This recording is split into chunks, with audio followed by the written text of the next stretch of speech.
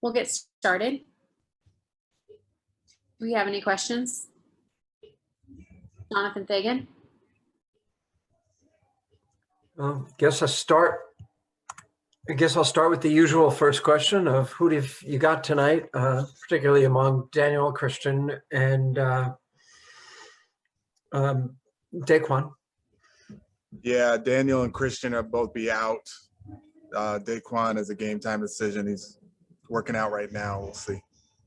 Other than the guys you have previously said are out for the year, are there any of the others that might be able to come back with just 2 games left and I guess no practices? Yeah, I doubt it.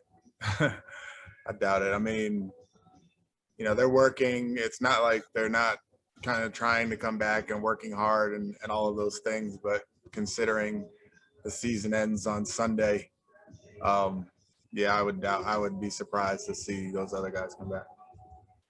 Thank you. Adam Spolin. To kind of follow up on that, you had said that you wanted Eric and Kevin to have a chance to play with each other. The fact that Kevin got hurt, did that kind of impact the plan with Eric? No, not at all. Not at all. Eric was doing everything he could to come back and working out with Luke and working out with the performance team and all of those things and running around cones and stuff. And yeah, the two are not related at all. Although I would have loved to see Eric play.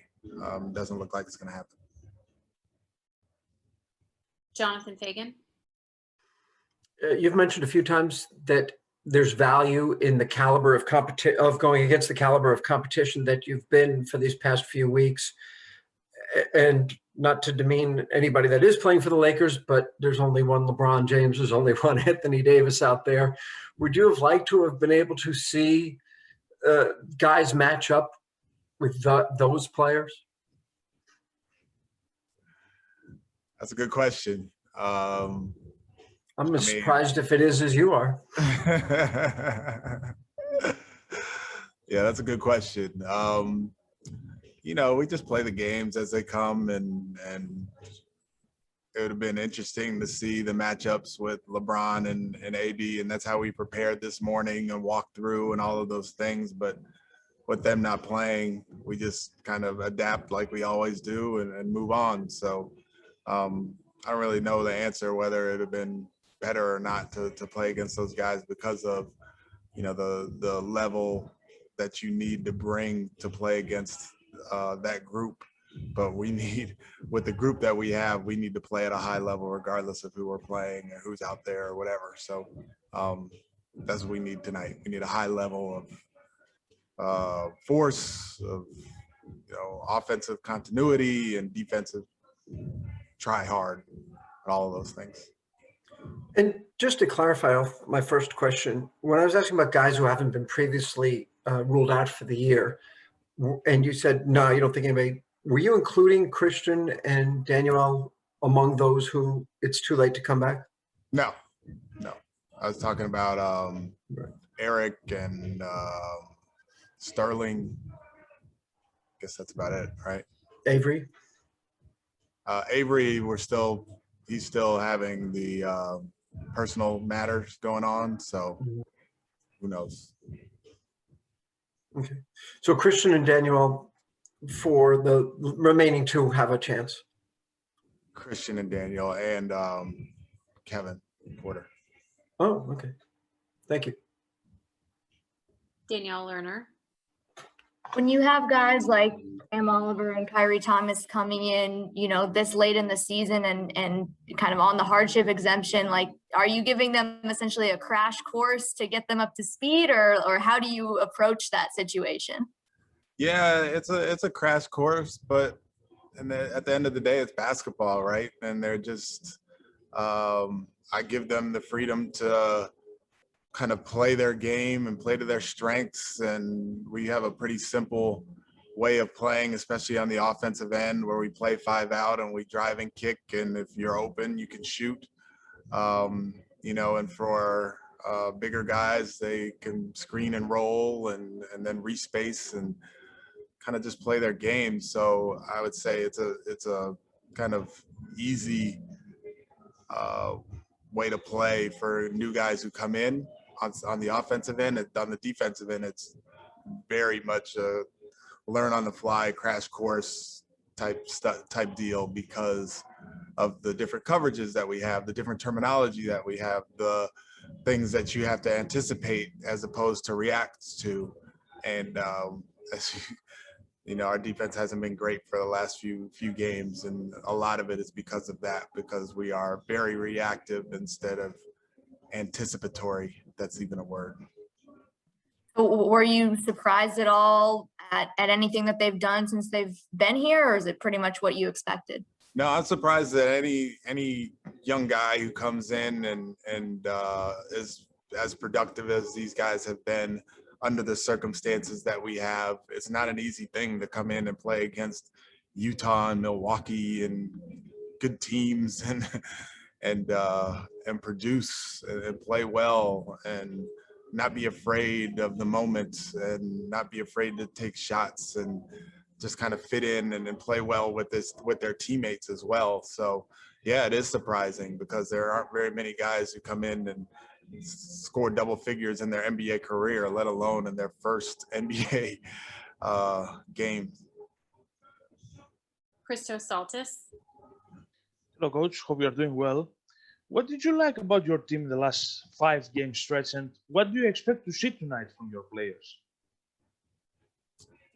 Well, the last 5-game stretch has been, I like the fight. I like the competitiveness. I like the, it's been a hard stretch. We've had some teams that we've that have been really good, and we're undermanned, and we are kind of waiting to see who's available on a night-to-night basis. And some nights we'll have 8 guys, and other nights we've had 7 guys with 1 emergency guy. And last game we had 10 guys, and we had a guy get hurt, you know. So just the persistence of our guys, the character that they've shown, the just play hard part of it. That's what I've really liked about our group over the last 5 games, especially with the caliber of teams that we've been playing against. And even the guys who are playing are banged up. I mean, you had DJ Augustine coming off an ankle injury. You had Jayshawn Tate coming off a knee injury. You had Kelly Olynyk coming off an ankle injury. So even the guys who are playing are banged up. And I'm proud of those guys and the work that they've done and the commitment that they've shown to their teammates as well as to me and the organization. So that's what I'm really proud of, and to what I expect to see tonight, more of the same, more of those guys just trying their hearts out, and regardless of, you know, the circumstance that we have with injuries, and I'm not going to play those guys into the ground, and I'm going to play the younger guys and all of that. We still just fight, and I love it. We'll take 2 more. Adam Spolin. The Lakers are unveiling their championship banner tonight. Is your team going to be out there for that? We haven't discussed it as a team yet, so we'll see. I doubt it. Danielle Lerner. Just a follow-up on what you were saying about Cam and Khyri, but like, do you give these guys like the full playbook even though you don't really know what their situation is going to be, or do you just say, okay, look, like, just get out there and practice and soak up what you can? As far as the offense, we give them just a little bit, you know, and we really want them to play free, and the more plays we run generally as a team, the worse we are. We're better when we play a little bit more free, a little bit more random, use small little triggers to get to our driving kick or our spot ups or whatever. So as far as the playbook's concerned, they get a small playbook, and we let them play to their strengths after that. The defensive part is a little bit different. It's a little bit harder, as I said, and yeah, we haven't gotten to too much as far as our multiple coverages. And Khyri today asked me what one of our terms was, because we were talking about, you know, the post-ups and doubling the post-ups if AD were playing. And he was like, what's that? So I had to explain it to him. But yeah, we're kind of just doing it on the fly, and they are watching a bunch of film. They are attentive during walkthroughs and shoot arounds and whatnot. And that's what we're left with. We don't really have practice time. So that's their time to learn and grow. And it's important for us also to see what kind of learners they are, what kind of listeners they are, and how quickly they pick things up. Thank you. Thank you, Coach. We appreciate it.